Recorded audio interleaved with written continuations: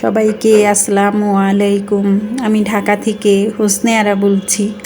চলে আসলাম আরেকটি নতুন রেসিপি নিয়ে। আজকে আপনাদের সাথে আমি রেসিপিটাই শেয়ার করব।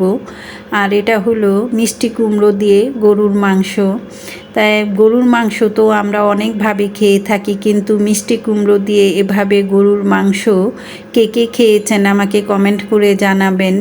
আর ভালো লাগলে রেসিপিটা দেখার সাথে সাথেই কিন্তু একটা লাইক দিয়ে দেখাটা শুরু করে দিবেন। আর যারা নতুন আছেন তারা তো সাবস্ক্রাইব করে আমার চ্যানেলটির পাশে থেকে যেতে পারেন এবং পাশে থাকা নোটিফিকেশন বেল আইকনটি অন করে দিবেন, যাতে করে নতুন নতুন রেসিপিগুলো আপনাদের মাঝে চলে যায় বা আমার লাইফস্টাইল ব্লগগুলি আপনাদের মাঝে চলে যায়।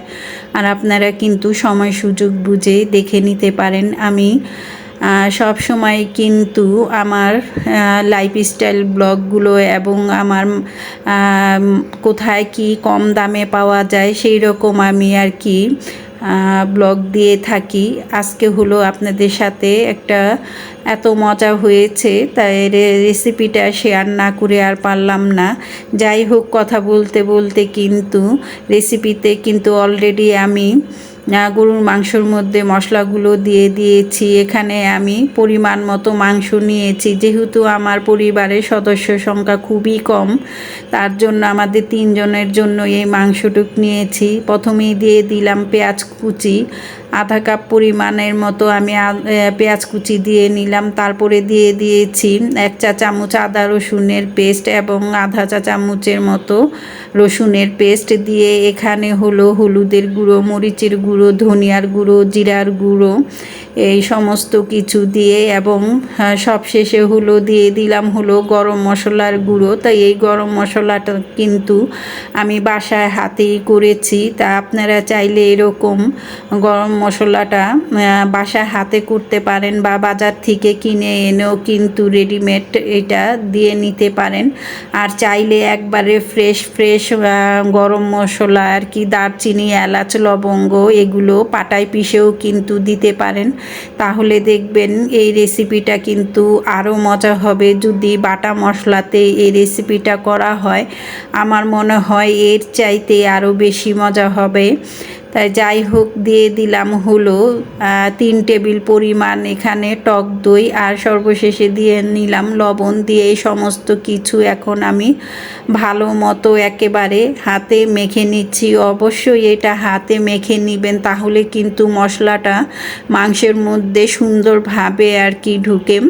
তাই যাই হোক, এখন মাংসটাকে আমি হাত দিয়ে মেখে ম্যারিনেট করে নিলাম। একেবারে খুব কম সময়ে কিন্তু এই গরুর মাংসটা রান্না হয়ে যাবে। তা আমি কোন পদ্ধতিতে রান্নাটা করছি সেটাই দেখার বিষয়। যেহেতু আমরা এলপি গ্যাসে রান্না করি, তার জন্য কিন্তু আমরা চাইব যে কিভাবে আমাদের গ্যাস সাশ্রয় হয় এবং রান্নাটা তাড়াতাড়ি করা যায়। তাই এখানে আমি প্রেশার কুকার নিয়েছি। প্রেশার কুকারে দিয়ে দিলাম কিছু আস্ত মশলা, তেজপাতা, দারচিনি, এলাচ দিয়ে এখন আমি এখানে কিছু লবঙ্গ অ্যাড করে নিলাম। আমরা সাধারণত এমনিই দেখা গিয়েছে এখন কিন্তু সব জায়গাতেই কিন্তু গ্যাসের অনেক সংকট, তার দিকেই কিন্তু আমরা চাইব এখন আরও বেশি করে কিভাবে অল্প সময়ে রান্নাগুলো আর কি আমরা করে নিতে পারি সেই দিকে, যাতে করে গ্যাসটা সাশ্রয় হয় এবং এই যে একটা গ্যাসের দুর্ভিক্ষ লেগেছে, এখান থেকে জানি আল্লাহ আমাদের তাড়াতাড়ি বের হতে সাহায্য করে। সেটাই শুধু যে আমরা একা তাই নয়, সরকারি গ্যাসে যারা রান্না করে তারা কিন্তু অনেক বিপদে আছে। তাই যাই হোক, অনেক জায়গায় কিন্তু গ্যাসের সমস্যা হচ্ছে এবং দেখা গিয়েছে অনেক সময় যখন আমরা টিভিটা ছেড়ে দিই, খবর দেখি, তখনই কিন্তু আমরা এই সংবাদগুলো দেখতে পাই। মিরপুর এলাকাতে বা মোহাম্মদপুর এলাকাতে কিন্তু পানির অনেক সংকট দেখা দিয়েছে। তা সব মিলিয়ে কিন্তু অনেকই ভয়ানক অবস্থা। তার জন্যই আমরা চেষ্টা করব সবসময় কিভাবে আমাদের সংসারে এভাবে গ্যাস সাশ্রয় করতে পারি সেদিকেই লক্ষ্য রেখেই কিন্তু আজকের আমার এই রেসিপিটা। সাধারণত আমরা কিন্তু গরুর মাংস যদি নর্মাল হাঁড়িতে রান্না করতে যাই তাহলে কিন্তু কম থেকে হলেও 1.5 ঘন্টার নিচে কিন্তু এই মাংসটা সিদ্ধ হবে না। তাই যাই হোক, সব দিকে লক্ষ্য রেখেই কিন্তু আমরা কিভাবে এটার আয় করা যায় সেই দিকেই কিন্তু আমরা সংসার পরিচালনা করে থাকি। যাই হোক, আমি কিন্তু মাংসটা দিয়েই তারপরে কিছুক্ষণের মতো আর কি 5 মিনিটের মতো মাংসটাকে ভালো মতো কষিয়ে নিয়েছি এবং যেই বাটিটার মধ্যে আমি মাংসটা ম্যারিনেট করে রেখেছিলাম সেই বাটিটা ধুয়ে এখানে 2 কাপ পানির মতো আমি দিয়ে নিলাম, যাতে করে এই 2 কাপ পানিতেই যেন আমার মাংসটা একেবারে সিদ্ধ হয়ে যায়। তা আপনারা কিন্তু এর চাইতে আর বেশি পানি দিবেন না। প্রেশার কুকারে কিন্তু পানিটা শুকায় না তেমন একটা। তাই যতটুক সম্ভব আর কি মাখো মাখো করেও কিন্তু দিলে এই মাংসটা সিদ্ধ হয়ে যাবে তাড়াতাড়ি। তাই যাই হোক, আমি কিন্তু একেবারে ঘড়ি ধরে কমপক্ষে হলো 4টা শীষ দিয়েছি, কিন্তু 4টার জায়গায় আমি 5টাও দিয়েছি, কেননা মিষ্টি কুমড়া কিন্তু সিদ্ধ হতে তেমন একটা বেশি সময় লাগে না। তার জন্য আমি একেবারে গরুর মাংসটা সিদ্ধ করে নিয়েছি। আর এই যে দেখুন, অনেকটাই কিন্তু পানি ছিল, তাই এখানে আর আমার কোনো ঝোলের পানি দিতে হয়নি। মিষ্টি কুমড়াটা দিয়ে নেড়ে চেড়ে আমি ঢাকনা দিয়ে একটু বলক তুলে নিচ্ছি।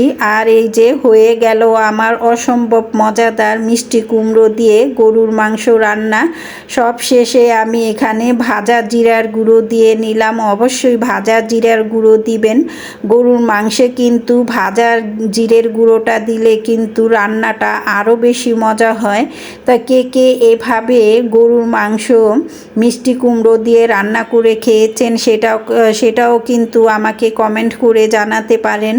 আর এই রেসিপিটা দিয়ে কিন্তু মানে এই গরুর মাংস তরকারিটা দিয়ে কিন্তু আপনারা সাদা ভাত, নান রুটি, নর্মাল রুটি বা পরোটা এগুলো দিয়ে কিন্তু সকালের নাস্তাও খেতে পারেন। আবার যারা নাকি ডায়াবেটিসের রুগী আছেন তারা কিন্তু এই মাংসের তরকারিটা দিয়ে কিন্তু রাত্রেও খেতে পারেন। তখন কিন্তু ডায়াবেটিসের রুগীদের মিষ্টি কুমড়াটা কিন্তু খাওয়া একেবারেই নিষেধ।